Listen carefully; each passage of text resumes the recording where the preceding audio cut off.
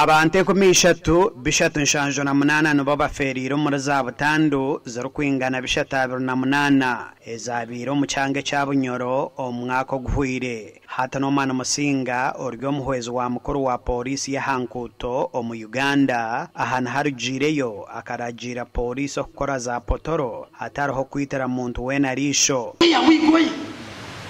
How can we register abantu bisatu manyabinga bakafa bakaho umwaka bona nguturiyo tutegereze results zindo zo mwaka kwa 2025? No way.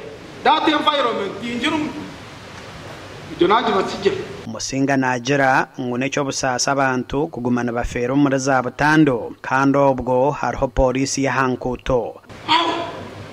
Why should people continue dying? In which way? Don't we have command?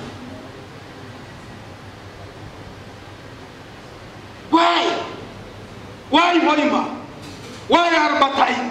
This is the question. When you want to address a problem, you look at the 5 W's. Why? When? What? How? When? And when?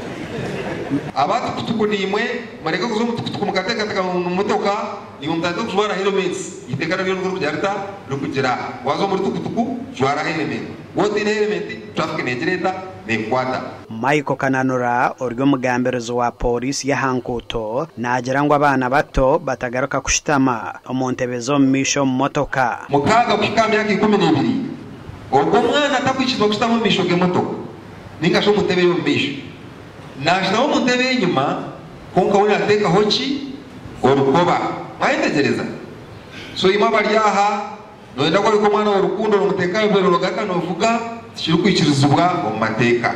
So we want to appeal to these drivers to be obedient to the law, but also follow the guidance that is being given to them, such that we keep safe while on the road. Abantu bamwe basimire polisi ahabwo kwenda kurwanisa za butando ezimazire habanya Uganda. Tukwenda kubanza kusima kwa installation nenzire mukayire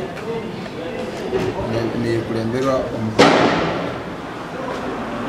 obiruka kisa kutwegeke emisomo mwekisibiri okuba kati yaba boda wabangula kosa yekubo bikibe bandisanye kukula bikizansanye kubera zitya number plate bandi sinze kubatya kumabiki. Reporter ya polisi neyoreka ko butando nizikira kubaho omubwiro bwashaha mushanjuzi hangwe hamwe no mubwire bwo mwebazyo gasha kwa Ambrose Nwagaba Katoto.